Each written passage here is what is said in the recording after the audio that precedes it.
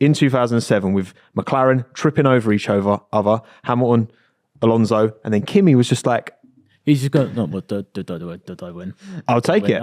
I'll take it. And he took it. And that's the thing, right? So I think we talked about this in the stream. When you take on two number ones, you are asking for trouble, a challenge in time. And you look at McLaren right now, Oscar, he's had this race 17, 18, whatever 17th race, I think. Like, think what he's going to be like in, after race 30, after race 50. Like, this kid's rate of development is very good. And Lando had a great first season. He beat Sainz in qualifying that first year out, which was no kind of mean feat. But, like, this is Lando, they're keeping it cool. They're keeping it cool right now. And Lando was a bit like, you can tell he wasn't too happy. And like we've talked about, is it getting in his head maybe that Oscar's taken this first race win? I certainly think from an external pressure, it's what a lot of people are talking about. But how do McLaren stop this turning into a Mercedes-esque situation? It's tough, isn't it? But I think they have the benefit of Oscar being a rookie this season. Yes. When George came into the team with the Mercedes kind of outlook, he'd already been at Williams for 3 years. So he was ready to like pounce into a team. Because it's Oscar's rookie year, he's still getting to grips with quite a lot of things going on in Formula One. Like, this is the first time that he's raced in Qatar. He's still learning a lot of the tracks. His tyre degradation isn't still the best in races. So he's still learning that. I feel like McLaren have kind of got away with it. And the fact that Lando Norris is still quite a chunk of points ahead in the standings right now, that it's 2 seasons' time is where I completely agree. I think we could see Lando and Oscar get closer and closer and closer. And it's then what happens. I think they just have to be really clear very early on. If they're going to choose Lando to be the number one, they kind of have to tell Oscar that sooner rather than later. I don't think they can get to the point where they're basically colliding with one another in a couple of seasons' time. And then McLaren out of nowhere go, actually, Oscar, if you could be the number 2 for this season. I think they have to outline, or at least a plan, although that doesn't always go great. Like we heard from Alpine that they had to rejig their plan after Suzuka because they let Pierre through. Pierre was not happy to let Ocon back past. And even in the midfield, you see when you've got driver pairings that are close to one another. It does get to that point of tension. And it's just, it feels inevitable with McLaren in the same way, doesn't it? It definitely does. I mean, with the Ocon situation is that it doesn't really help when Ocon goes, well, that's just the way we've done things. I don't understand what Gasly's talking about. I mean, it's just the thing with the seniority. But going with McLaren, it's like, you feel like McLaren right now, they're ambivalent, as in like, oh my God, we've got the best driver lineup on the grid. It's like, we've got the best driver. Oh, right. And also they're going like, there's this bit from A Bug's Life. I'm just thinking, Oscar P2 in a 17th race. This is not supposed to happen. Not right now. It's like they haven't got a plan. But if there's any team that can handle team orders, it's McLaren. Because they have seen it happen time and time again throughout their history. They know how to handle it. And but does experience guarantee... Because name me one time a team at the very front has managed 2 alpha drivers and it not gone sour. I mean, even look at when Vettel came in at Red Bull alongside Webber. And, Webber was leading that 2010 championship going into the last race. And then Vettel came in and multi-21 and all this happened. Not bad for a number 2 driver. Was that season as well? Istanbul. Yeah. Yeah. A big crash. No, that's true. That is a very good point. But are we asking the impossible?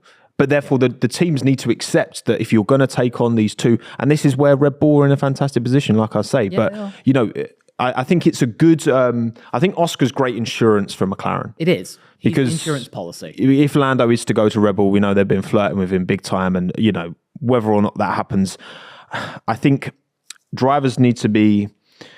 Lando knows the kind of driver he's got as a teammate now. And he knows that it's only going to improve from Oscar's point of view. And do you want to be in a position like, say, Fernando and Lewis in 2007? Again, that was different because Lewis was a fresh rookie coming in fighting for a title. But ultimately, them two being too competitive with each other meant that neither of them won anything.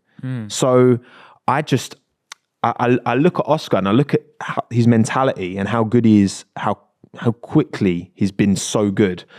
And I like to think that these two will play it smart have played it smart this year because they were just like, we're miles back. What's the point in fighting? What's the point in like scrapping and taking points off of each other? And Oscar wasn't close enough, I don't think, at the start of the year to give Lando too many issues. But I think you look at a team like Alpine, I just think it's petulant, like Gasly and Ocon, like that because like you're fighting for like try and build the team forward because you're not going to win anything. No one's going to win anything without the best car. Yeah. You know? I mean, and I think for McLaren, I think at the moment it's like a credit to Oscar that he's not sort of driving out of himself. No. The fact that he's been so reserved and so kind of strong in his development path, but not being like over ambitious with it. I think that's a credit to him, and that may be kind of for McLaren, that gives him a little bit less of a headache, knowing that he's not going to be overzealous, and he's a very sort of controlled, methodical, and just a really brilliant driver in this moment. So whilst they might start getting a headache when even today, Lando was saying I should go past, and when Oscar was ahead, I mean we haven't almost seen the flip of that yet, and Oscar kind of pushing as Lando is to request to be the number one almost, whereas Lando is asking that, whereas Oscar has only ever just been ahead, and it's been the other way round. So I think that's a credit to Oscar in that the fact he's just had his head down and he's unfazed, and I think the fact that he's totally unflappable.